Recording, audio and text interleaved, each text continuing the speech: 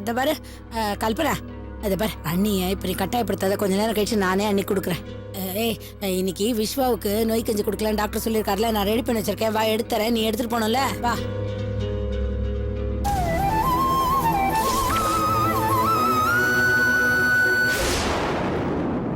என்னடி உன் அத்தைக்காரி மேல இன்னைக்கு அப்படியே பாசத்தை பொழியிற?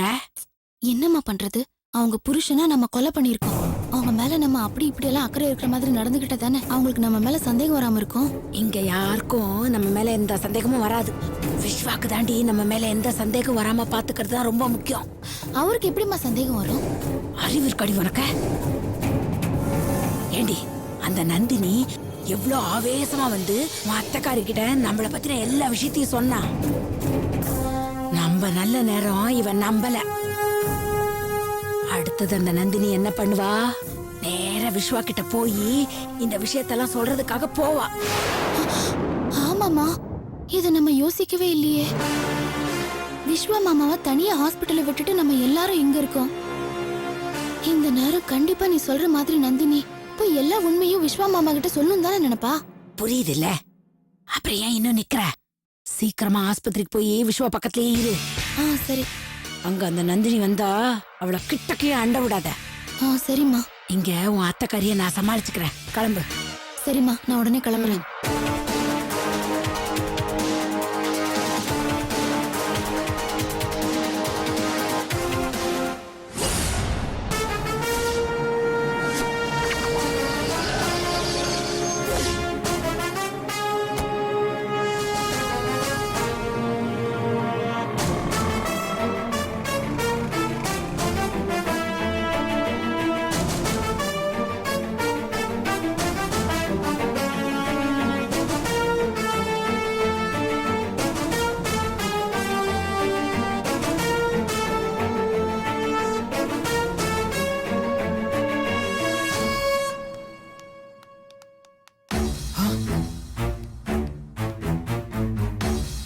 ஐயோ, யாருமே இல்லைன்னு தான் விஸ்வா பார்க்க நந்தினி வர சொன்னோம்.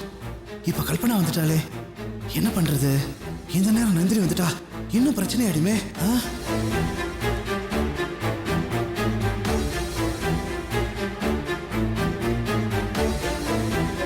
அவங்களையும் இன்னும் காணோம். என்ன பண்ணலாம்? என் மாமாவை பார்க்கணும். அவர் எப்படி இருக்காரு? எப்படி இருக்குன்னு கேட்டா என்னமா சொல்றது? அவரை எப்படியாவது நல்லபடியா குணமாக்கிறதுக்கு டாக்டர்ஸ் டே அண்ட் நைட்டா போராடிட்டு இருக்காங்க. இத புரிஞ்சுக்காம உங்க சொந்தக்காரர் யாரோ ஒருத்தர் வந்து பேஷண்ட் கிட்ட சொல்லக்கூடாததெல்லாம் சொல்லி தேவையில்லாத பிரச்சனையை உண்டு பண்ணிட்டு போயிட்டாங்க. சிஸ்டர், நீங்க என்ன சொல்றீங்கன்னு எனக்கு புரியல. என் சொந்தக்காரரா? யார் வந்து என் மாமா கிட்ட என்ன சொன்னாங்க? அவர் யாரு என்னன்னு எனக்கு தெரியாது. ஆனா பேஷண்டோட கண்டிஷனை புரிஞ்சுக்கிட்டு அவரோட அப்பா இறந்த விஷயத்த நாங்க யாருமே தெரியப்படுத்தாம இருந்தோம். ஆனா வந்தவரு அவருக்கு எல்லா விஷயத்தையும் தெரியப்படுத்தி அவருக்கு டென்ஷனை கிரியேட் பண்ணிட்டு போயிட்டாங்க. அதுக்கப்புறம் பேஷண்ட் எங்களால கண்ட்ரோல் பண்ண முடியாத அளவுக்கு எங்க எல்லாரையும் மீறி பெட்டை விட்டு எழுந்து வெளியில போய் மயக்க வந்து கீழே விழுந்துட்டாரு. அதுக்கப்புறம் டாக்டர் திரும்ப ட்ரீட்மெண்ட் கொடுத்திருக்காங்க. ஐயோ, இப்போ என் மாமாக்கு எப்படி இருக்கு? பிபி தான் ரொம்ப ரைஸ் ஆயிருக்கு. மத்தபடி உயிருக்கு எந்த ஆபத்து இல்லைன்னு சொல்லி இன்னும் 1 hour கழிச்சு டாக்டர் வந்து பாக்குறதா சொல்லிட்டு போயிருக்காரு. பேஷண்ட் இன்னும் மயக்கமா தான் இருக்காரு. நான் பார்க்கலாமா சிஸ்டர்? பார்க்கலாம், ஆனா உள்ள போக கூடாது, வெளியவே நின்னு பாருங்க.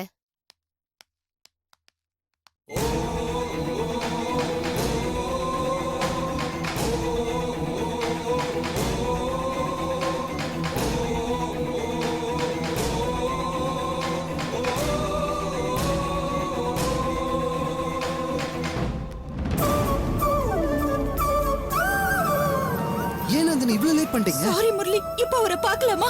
முடியாது முடியாது, இப்ப அவனை பார்க்க முடியாது. என்ன சொல்றீங்க? உள்ள கல்பனா இருக்கா.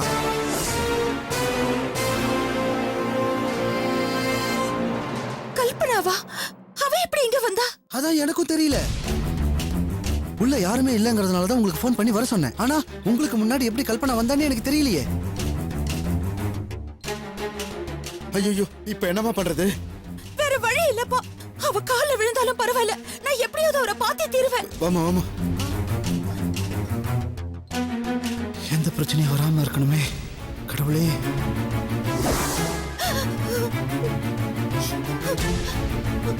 கல்பனா அவர் கண் முழிச்சிட்டாரா? எப்படி இருக்காரு? நான் ஒரே ஒரு தடவை அவரை பார்த்துட்டு போயிருக்கேன். எங்க வந்த? உனக்கெல்லாம் எத்தனை தடவை சொன்னாலும் அறிவே வராதா? அவரை ஒரே ஒரு தடவை பார்த்துட்டு போயிடு கல்பனா. வரவிடு. மொழியாவே இங்க இருந்து போயிடு. தேவையில்லாம என் கோவத்தை கிளறாத. ஐயோ கல்பனா, உனக்கு எப்படி சொல்லி புரிய வைக்கிறதுன்னு எனக்கு தெரியல. நீ எவ்வளவோ எனக்கு கஷ்டத்தை கொடுத்திருக்க. அது எல்லாத்தையும் நான் மறந்துட்டேன். என்ன ஒரே ஒரு தடவை அவரை பார்க்க விடு கல்பனா. என்ன நான் உனக்கு அந்த கஷ்டத்தை கொடுத்தேன் இந்த கஷ்டத்தை கொடுத்தேன்னு சொல்லி இங்கேயும் வந்து என்கிட்ட வம்பெழுத்து சண்டை போடலாம் வந்திருக்கியா? ஐயோ இல்ல கல்பனா. வாய மூடு. உன்னாலதான் என் மாமா இறந்தாருன்ற விஷயம் இங்க இருக்கிற எல்லா டாக்டருக்கும் தெரியும். அவங்களே சொல்லிருக்காங்க இந்த பொண்ணை தயவு செஞ்சு பேஷண்ட பார்க்க விடாதீங்க, இல்லன்னா இங்க வந்து ஏதாவது பிரச்சனை பண்ணிட்டு போயிடுவான்னு. நான் டாக்டர் கூப்பிடுறதுக்குள்ள மரியாதையா இங்க இருந்து எல்லாரும் போயிடுங்க.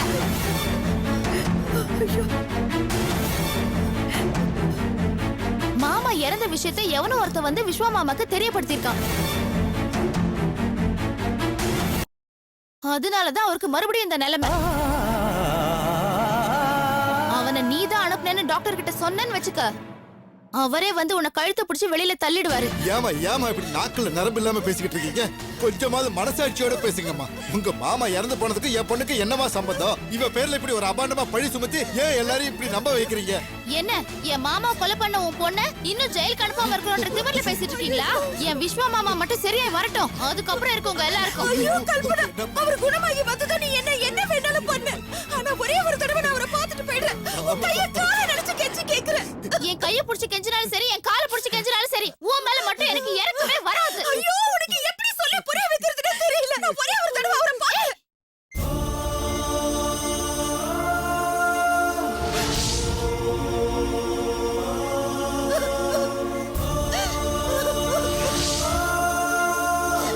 கடவுளே, என் புருஷனை இப்படி படுக்க வச்சிட்டியே.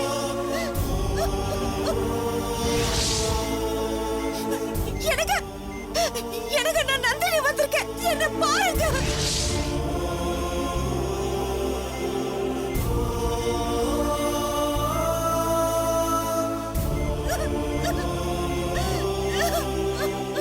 ஏய், நான் எவ்வளவு சொல்லி கேட்காம மதிக்காம என்ன புடிச்சு தள்ளி நீ பாட்டுக்கு பாத்துட்டு இருக்கியா?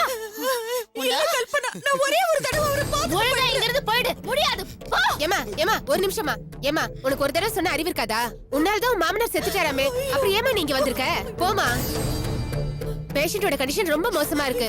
இதுல நீ வேற ஏதாவது பிரச்சனை பண்ணிட்டு போறமா? என்னம்மா நீங்களும் இப்படி சொல்றீங்க? அவங்க தான் ஏதோ புரியாம பேசிட்டு இருக்காங்க, நீங்களும் இப்படி சொன்னா என்னமா அர்த்தம்? கட்டின பொண்டாட்டியால புருஷனுக்கு என்னமா பிரச்சனை வரப்போகுது? சொல்லுங்கம்மா, என்ன பிரச்சனை வரும்? நீங்க எதுவும் சொல்ல வேண்டாம் சார். முதல்ல இங்க இருந்து கிளம்புங்க.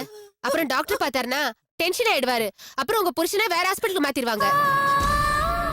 சொல்லணுமா? டாக்டர் கிட்ட போய் சொல்லணுமா? சொல்லுமா.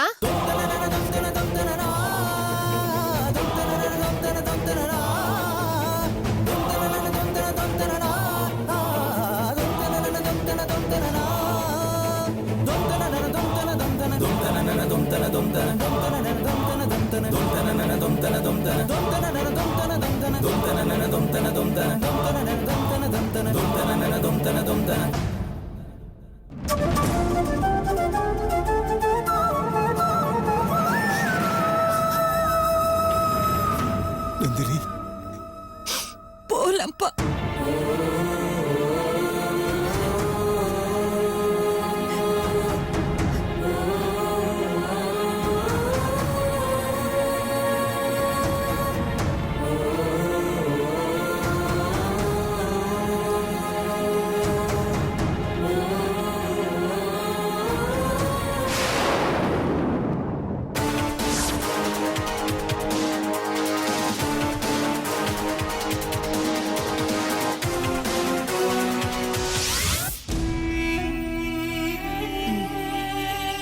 ஹலோ, சார்ஜ் போச்சா?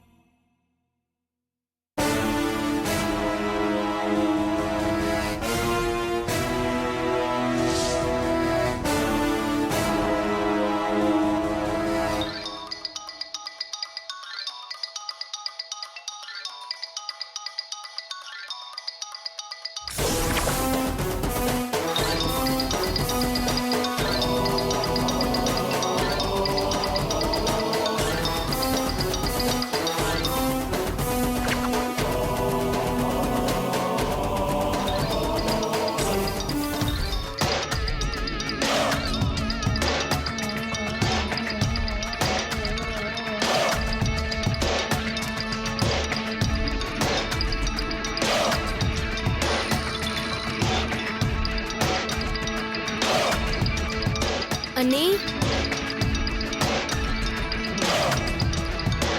அண்ணி அண்ணி அண்ணி அண்ணி அண்ணி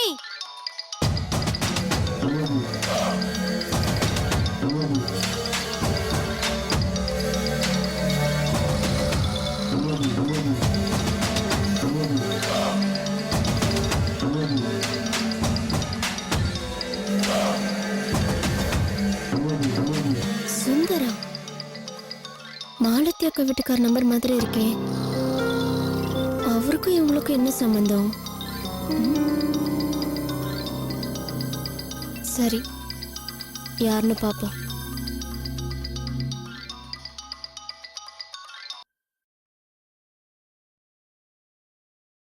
ஹலோ மேடம், நீங்க நினைச்ச மாதிரியே நந்தினி கூடி சீக்கிரம் வெள்ளை புடவை கட்ட போறா. ஏன்னா ஆஸ்பத்திரியில படுத்திருக்கிற விஸ்வா கிட்ட அவங்க அப்பா மண்டைய போட்ட விஷயத்தை தெரியப்படுத்தியாச்சு. ஆனா ஒண்ணு மேடம், உயிருக்கு போராடிட்டு இருக்கிறவங்கிட்ட இந்த விஷயத்தை சொன்னா செத்து போயிருவான்னு பார்த்தேன். ஆனா அவன் என்னடான்னா பெரிய ஹீரோ மாதிரி வீட்டுக்கு எந்திரிச்சு நடக்க ஆரம்பிச்சிட்டான். நானே அப்படி ஒரு நிமிஷம் ஷாக் ஆயிட்டேன்.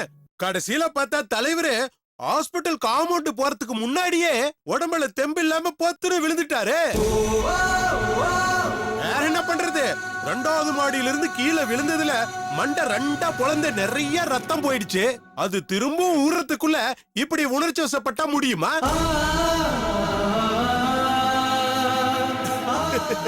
கடைசியில ஹாஸ்பிட்டல் இருக்கிறவங்க எல்லாம் அவனை சேர்ந்து தூக்கிட்டு போய் திரும்பவும் ஃபர்ஸ்ட்ல இருந்து அவனுக்கு ட்ரீட்மெண்ட் கொடுக்க ஆரம்பிச்சிட்டாங்க.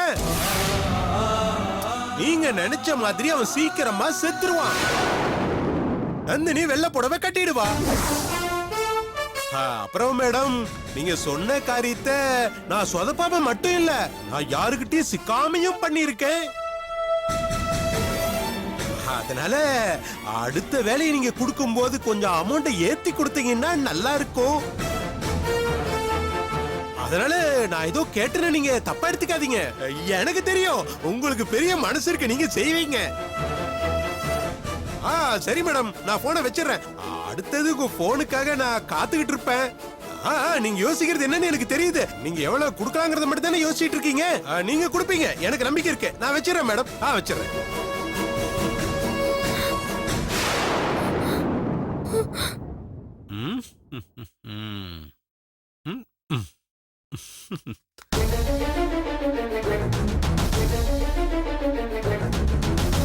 இவ திருந்துவான்னு பார்த்தா திருந்தவே இல்லையே.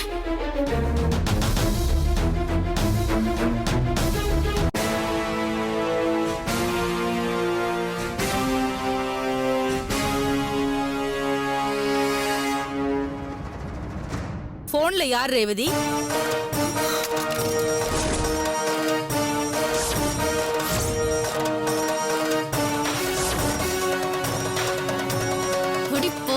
இன்னும் நீ திருந்தலையா?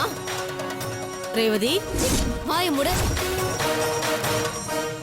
போன்ல என் அக்கா வீட்டுக்காரர் தான் பேசினாரு. அட்டென்ட் பண்ணது நீதான் நினைச்ச எல்லாத்தையும் என்கிட்ட சொல்லிட்டாரு. அடி பாவி, நீ எல்லாம் மனுஷியா?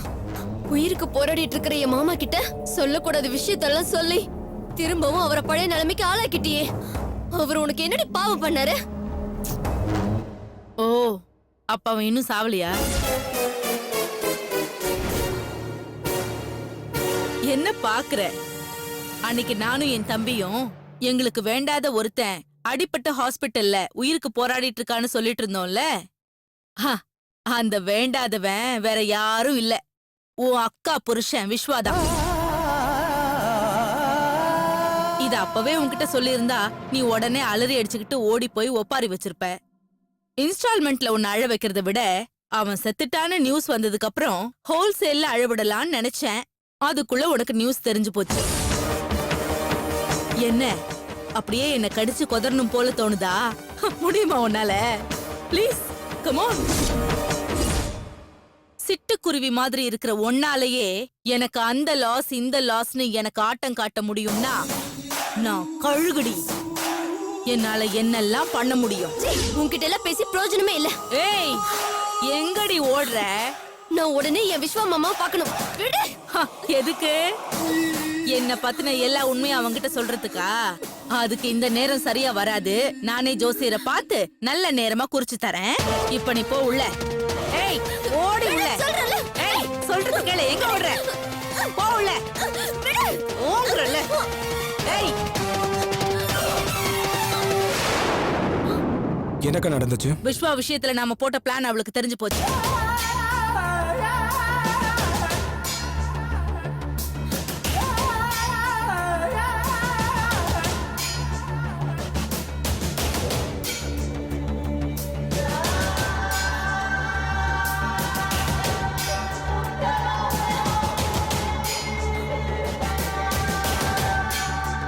என்னக்கா பண்ணலாம்?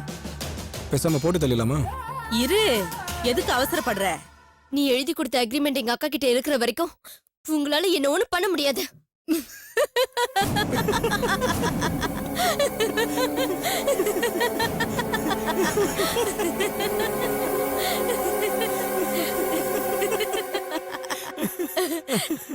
என்ன? நாங்க ஏன் சிரிக்கிறோம்னு புரியலையா? அன்னைக்கு கார்மெண்ட்ஸ்ல வச்சு வேண்டாத ஒரு டாக்குமெண்ட்ட நாங்க எரிச்சிட்டு இருந்தோம்ல, அதான் நீ தானே அன்னைக்கு அந்த அஸ்தி அள்ளிட்டு போன, ஞாபகம் இருக்கா?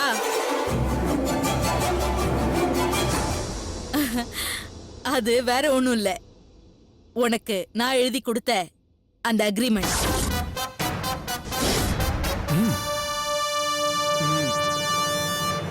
அத கூட உன் சின்னக்கா புருஷன் ஹாஸ்பிட்டல்ல இருக்கும்போது உன் பெரியக்கா புருஷன் தான் யாருக்கும் தெரியாம என்கிட்ட எடுத்துட்டு வந்து கொடுத்தான். அக்ரிமெண்ட்டை எரிச்சதுக்கு அப்புறமும் உன்னை ஏன் எதுவும் செய்யாம இருக்கேன்னா, உன் அக்கா நந்தினி சாப்டரை டோட்டலா க்ளோஸ் பண்ற வரைக்கும் நீ எனக்கு தேவைப்படுவன்னு எனக்கு தோணுச்சு. அதான் என் தம்பி உன் மேல தெரியாம ஆசிட் ஊத்துனதுக்கு அவதானே எனக்கு முதல் அடி கொடுத்தது. நான் யாருன்னு அவ தெரிஞ்சு செஞ்சாலோ தெரியாம செஞ்சாலோ, ஆனா இந்த ரதி தேவிய அவ ரொம்ப தொந்தரவு பண்ணிட்டா. அவளை நான் சும்மா விட்டுருவனா? ரதி தேவிடி, ரதி தேவினா என்னன்னு டிக்ஷனரியில புரட்டி பாத்தீங்கன்னா வெரி வெரி டேஞ்சரஸ்னு இருக்கும். டேய் மகேஷ், இனிமே இவ இந்த வீட்ல சுதந்திரமா இருக்க கூடாது. போய் ரூம்ல அடைச்சு வை. ஓடி ஓடி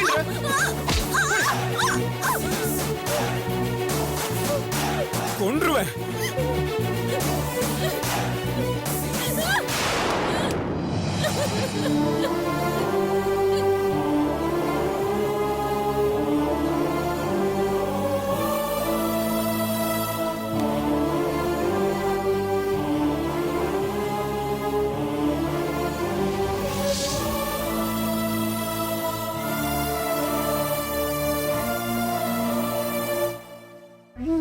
அண்ணி அண்ணி அண்ணி அண்ணி இங்க பாருங்க அண்ணி, நான் சொல்றேன் தப்பா எடுத்துக்க கூடாது. நீங்க இப்படி கவலைப்பட்டுக்கிட்டே இருந்தா போன உசுறு என்ன திரும்பியா வந்துட போகுது. இத பாருங்க, நீங்க இனிமே விஸ்வாவுக்காகவாது உங்க உடம்ப பாத்துக்கணும். வந்து சாப்பிடுங்க அண்ணி. சரி, நான் வேணா தட்டுல சாப்பாடு போட்டு எடுத்துட்டு வரட்டுமா? அண்ணி, கல்பனா ஹாஸ்பிட்டலுக்கு போயிருக்கா. அங்க என் விஸ்வா எப்படி இருக்கான்னு ஏதாவது தகவல் சொன்னாளா? ஆமா நீ, அவ இன்னும் போன் பண்ணவே இல்ல.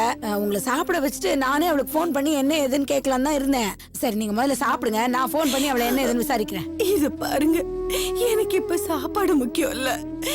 கல்பனாக்கு போன் பண்ணி என்ன ஏதுன்னு கேளுங்க. சரி, ஒரு நிமிஷம் இருங்க, நான் போன் எடுத்துட்டு வரேன்.